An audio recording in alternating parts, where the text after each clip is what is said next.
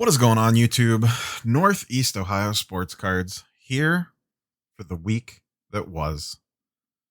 The weekly recap show got a bunch of just some random things I want to talk about at the top of the show today before we get into charts and graphs. So, as per the usual, before we get into all that, don't forget the YouTube nonsense down below. Like, comment, subscribe. We will obviously be using market movers today. The links and the coupon code are in the description of this video if you would like to check that out for yourself.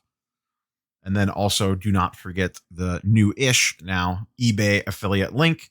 If you would like to make any purchases, consider using the eBay affiliate link to make those on. Helps out the channel. Couple news / announcement things before we dive in the charts and graphs.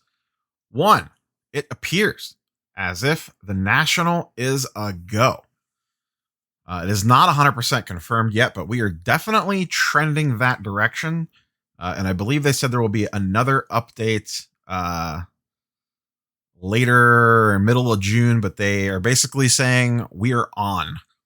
So I will be attending the National. The hotel room is booked. And yeah, so I am excited for that. Will not be at Dallas this weekend. I've been getting that question a lot lately, as a lot of people seem to be going to this particular Dallas show. But I will not be at Dallas, but I am 100% going to the National. I've had the hotel room booked for a while now. So I have no idea what my plans are. It's my first National. So we will see how that plays out. I've been trying to not buy stuff between now and the National. It's been going mediocre at best. So, but I am mostly going. My sole purpose of going to the National is to meet people, network, and just generally hang out more so than I'm like, I got to get there and, buy a bunch of stuff. So, but I am sure I will make some purchases. Sunday Spotlight at the beginning of the show this week. I have two of them, actually. One's a repeat offender because he had me on his channel this week. I was back on Regie Collects this past Wednesday. I will link to this video in the description down below. The topic was, are hot lists dead? This specific one was talking, this was skewed obviously towards comic books and like the whole, top 5, the hottest things, this, that, and the other thing. But there's some just good general discussion here. There was, I was on, and then he had another frequent guest whose name is Doug, was on as well. But the discussion, you could take the comic book veneer off, and the discussion would hold weight regardless of kind of what collectible you're talking about. It was a very interesting talk, and even if you're not big in the comic books, I think there could be some value from it. So if you want to check that out, I will link to that in the description down below. You could put that on your list of things to watch later. Whether you like comics or not, Reggie's just a very good YouTube channel, very well spoken, asks very intelligent questions, has really good guests on, has good topics. And for anyone looking to dive into the comic book game, I would recommend starting with his channel. Also, I was on with Flipping Steve on Monday night, and he is the official Sunday Spotlight this week. Talks a lot about comic books and cards. I was on his Monday live stream for a full 2 hours. So you could find that video over on his channel. Go over and check out what he's doing over there. Just very no nonsense, not hyper, like not, you know what I mean? Just kind of like very similar style to like my demeanor and like, Dustin and Brad's a personal finance dad and comeback card investor. Kind of in that little clique with those guys. So, but yeah, very good content coming out of Flipping Steve. So go check out his channel and you can see my guest spot on there. I'm trying to think any other random. Well, buried the news. The channel turns 1 year old on Tuesday. That's right. May 18th is the channel birthday. And I should be hitting 9,000 subscribers right around that time as well. It'll probably might happen just before. Just after. So tomorrow's video will be Marvel Mondays. So tomorrow's video will be Marvel content. Tuesday's video, the actual 1 year anniversary, I am going to do kind of like I did on Friday. Friday, I dropped the how and why I started the channel. Tuesday, I'm going to do how I grew the channel, how the content shifted, some lucky breaks that I got, that sort of stuff. So if you're interested in how to grow a YouTube channel, how to do a sports card YouTube channel, how I got to where I am today, which I never expected to be here, that will be Tuesday's video. Wednesday's video will be a vlog slash card show video. I went to the Hartville card show yesterday and recorded a video at that. I am fairly confident I'm recording this Saturday night that I will be at the Strongsville show on Sunday as you're watching or listening to this, most likely. I don't think I'm going to record at that one, but I'm just going to go kind of walk around, get the vibe, do my thing. But I don't think I'm going to shoot video at that one since I shot video yesterday. I don't think I want to drop 2 card show vlogs in the same week. And then I'm not sure what I have planned for the back half of the week. But yeah, that's the early part. And I will probably do, I don't know that it'll 100% be this week, but it will be coming soon. In addition to like the behind the scenes YouTube stuff, I am going to do a video kind of breaking down the various pieces, parts, equipment, etc. on how the sausage gets made and how I record these videos. Once again, part of this is just to kind of self-document, and also I think there could be potentially be some value in it for people trying to get started or thinking about diving into this. So with all that being said, a 6-minute intro, 7-minute intro, let's go ahead and get into the charts and graphs, shall we? All right, gonna cover baseball and basketball this week, skipping over football because I just dropped the football video, a football heavy video yesterday, and kind of talked a lot about what's kind of had going on over in that market at the present time. So we'll be skipping over football today, and since I had the longer intro, maybe this won't make this a 45-minute long video. We shall see. Starting with baseball, let me zoom in a little bit here. Starting off with one, Mr. Jared Kelenic. Pretty much the hottest name this week in the baseball market. He's up a solid 10 to 15% on both his paper and his Bowman Chrome PSA 10s. I can tell you his raw stuff's up even more. His raw stuff actually saw a little bit of a bigger bump.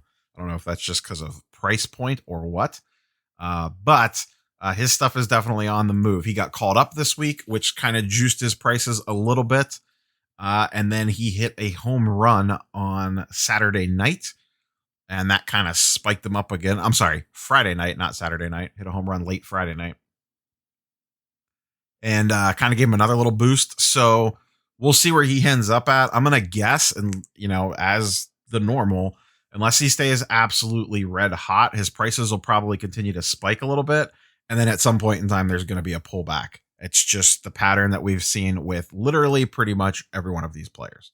So we'll see how long these sustain, see if he keeps going up. He is one of the top prospects in all of baseball, so maybe it has some legs on it. It'll probably come down to if he could keep blasting home runs or not. He's actually playing my Cleveland Indians this week, so I've gotten a chance to kind of watch him up close and personal.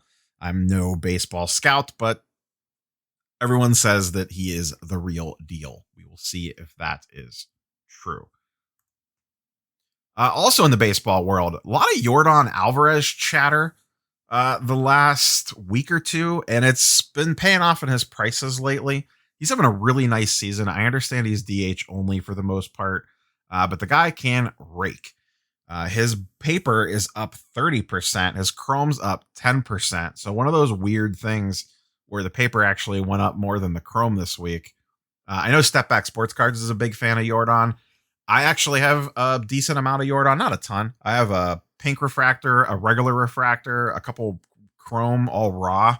And then I have 2 pink refractors at PSA through Card Collector 2 right now. I mean, I don't know that he's necessarily going to be a superstar or anything crazy like that, but the dude can hit. There is no denying that, and his prices are pretty cheap. His Topps Chrome base PSA 10 is still under $100, even with the price increase, and his paper's at $70 in a PSA 10. I don't know that I would go out and go wild on him, but if you could get some deals, maybe on some raw stuff, doesn't seem that bad in the grand scheme of things. Like I said, he could really hit, but he is kind of limited to DH. Also has some injury concerns, but for a relatively low price point, not a bad spec play. Let's talk about some guys going down. I was kind of shocked by this.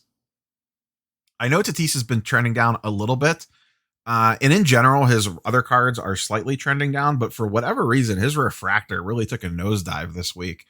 His PSA 10 Topps Chrome refractor is down 41% from 800. I'm sorry, almost $1,000 to start the week, down to 600. I don't know if this number was just a little overflated to begin with, but you could see a lot of auctions, 631, 600, 600, a 780, a 600, a 750. And then, on 5.9, here's a 910, a 943, and an 820. So just in the last week or so, this has really, really come down. I'm watching one of these on a eBay auction list. Kind of curious to see where it ends late on Saturday night. That's much below this is going to be an interesting price point, in my opinion. I am, as much as the Tatis shoulder stuff scares me, 600-ish bucks, under $600 for his refractor doesn't seem terrible. So I'll be keeping an eye on that one closely. I don't remember. Let's see if we can pull it up really quick here. What this was at the peak. This had gotten all the way up to about $1,500. So it definitely has some room to eventually get back to that point. I don't know that it'll be anytime soon, but yeah, this card sub 600 is definitely intriguing. Back in the winter, it was 350. So it still could potentially have some room to go down, but I don't know. That's intriguing to me that it's fallen that much in just a week with nothing really going on.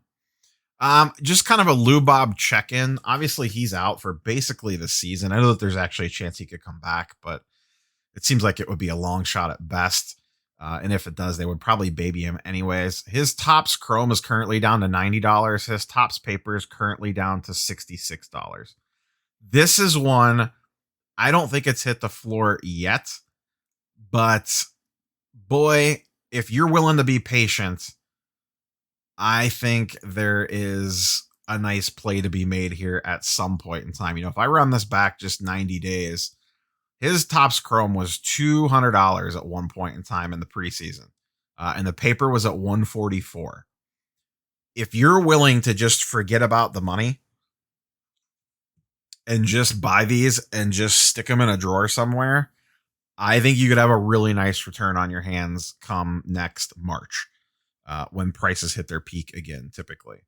Maybe even in February, somewhere in that run up to the season starting, I just see his stuff going back up again. So I have my eyes on some Lou Bob purchases. I am not the biggest Lou Bob guy. I know a lot of people are, but I could definitely see him getting a lot of hype. Even if he manages to come back at the end of this season, that could spike his prices back up. But I would actually prefer that he didn't and he just stayed out, and then you get that long off-season run-up to his prices slowly increasing. So my eyes are very much on the Lou Bob market for sure. Moving off Lou Bob, let's transition over into basketball and touch on a few things and just some general thoughts. So the basketball market continues to remain in its meh state to trending down in most cases. I pulled a few different players that I want to talk about, but in general, it is still in the red and still trending in the red. Now, this week is when, we will see what happens. There are play-in games on Wednesday. I believe Wednesday night is when the play-in starts. And that's essentially the start of the playoffs. The play-in games are basically playoff games. So the spotlight is going to swing back to the NBA. Now, I've been trying to lay the groundwork for this for a while now. Not every player is just going to magically go up because the NBA playoffs started. The team and the player are going to have to play well. If they don't, their prices aren't going to go up. I know this is like not a news flash for probably most of my viewers, but there's just like general consensus out there that is the second the NBA playoffs start, like magically all basketball cards are going to go up again. It's not how it's going to work. I do expect guys' prices to go up as they play well. You know, if Donovan Mitchell goes on a tear or MPJ or whoever, and whoever starts going far, Devin Booker, you know, someone's going to come out of the woodwork like Jamal Murray last year. Those guys' prices are going to go up. It's just a matter of, did you happen to pick the right players or not?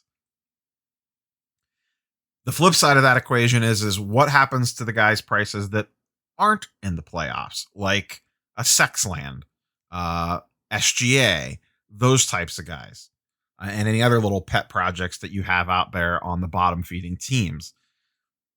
I'll be watching a lot of those guys' prices as well. I'll probably maybe that'll be a video for later this week. You know, players that I am intrigued from non-playoff teams that I am keeping an eye on to see if there is a buying opportunity and to see if their prices flatten out or continue to dip. And then the other interesting thing is as these guys get eliminated, what happens? You know, someone's going to go home this week in the play-in game. Is it Ja Morant? We don't know. There's still a ton in flux. Sunday is going to reveal a lot in regards to how that stuff all shakes out. But I'm not going to lie, I am very excited for the play-in and the NBA playoffs in general. I selfishly, as a sports card collector / investor / whatever, and also just as an NBA fan, I really want Ja Morant to make the playoffs. I just really want to see what he could do in a full series. I am extremely interested in that. So there's a ton of things to shake out Sunday, this afternoon / this evening. Every team plays today. And I'm just very interested to see how these playoffs play out because there's not a clear-cut favorite, in my opinion. All the teams have warts. So it's wide open. I think really anybody could win it. There is a ton of different teams, I think, that have a chance because every team has some sort of issue just about. So, but let's get into some individual player charts. Jimmy Butler creeping up a little bit. To be quite honest, his stuff got really cheap. The beginning of the week, it was $445. He was one of the biggest winners of the week, actually. His PSA 10 jumped all the way up to 600 for a 35% jump. I'm surprised this got down this low. 450 for his PSA 10 when there's only 570 of them on the pop report. And he's playing really well, and the Heat seem to be turning it on suddenly. Tyler Hero's stuff. I did not pull charts for Tyler Hero. His stuff's been creeping up this past week. So we will see where it ends up and who they actually end up playing. That is very much in flux at the time of this recording. But his stuff is moving. Going down. And I like I said, I could have picked just about anybody going down. I picked the ones that have dropped the most. This one was a little surprising to me. Trey Young silver PSA 10 down 15%, a $243 drop. I was surprised by this. I'm wondering if what's happening are people are trying to get ahead of these teams that probably aren't going to go far. But I could see Trey Young. I mean, it's risky. I could see Trey Young having a run in a playoff game and his prices spike because of it. You know, they win a couple games or whatever. Or he has a couple big games. I think there would be an opportunity there. I don't know that I would necessarily be looking to move his stuff right now, but I get it. Everyone's in different situations. And once again, the auctions continue to rue the day. Someone got this for $14.33 at auction when the previous fixed prices had been around $1,600. So keep an eye on auctions. You definitely get some good deals out there. Another one that's dropped considerably this week, Kevin Durant, 2007 PSA 10. This is the white bordered one. Down 10%, which is a $200 drop on his card. Once again, just kind of surprising, kind of weird right before the playoffs start. But once again, as well, the entire NBA market continues to backslide some. But I just found it interesting that these types of superstar players are still dipping this close to the playoffs starting. And I understand they do have a bunch of injury concerns, but I think the Nets are probably a shoe-in for the Eastern Conference Finals at least. Another big dropper this week, Channel Whipping Boy. I like him a lot, but every time I bring him up, man, there is a lot of anti-Giannis out there. That is for sure. His PSA 10 took a beating this week. 15% drop, $435 price change on his PSA 10 Prism. I don't know if there was a hot minute there where they were going to match up with the Heat in the first round, and boy, that would not have been great. But I've been saying this for a while now. If they get bounced early, I will definitely be closely monitoring the Giannis market to see if there is deals to be had on the dip on him, because I still believe in him long term. I don't care how many people say no in the YouTube comments. I still believe in Giannis long term, and I only own one of his cards. I own one BGS 9.5 of his Prism rookie. That is it. So it's not like I'm heavily invested into him, but his rookie card is one of my bigger cards that I own. But I just think that if his stuff dips, man, I think there's a major buying opportunity there on him for a long-term play, like next 5 years. Just buy and sit on it, because I think he is that good of a player. Luka-based Prism, this isn't necessarily a big mover, but it is really flirting with that $1,000 mark. In fact, there has been some sales under 1,000, and you could get them off eBay for under 1,000 fairly easily, I think. This card also kind of a whipping boy of the hobby at the moment with its ridiculously high pop count, getting ready to crack over 17K. It's at 16.9 right now. I'll be very curious to see what that looks like by the end of the year, how high it actually gets.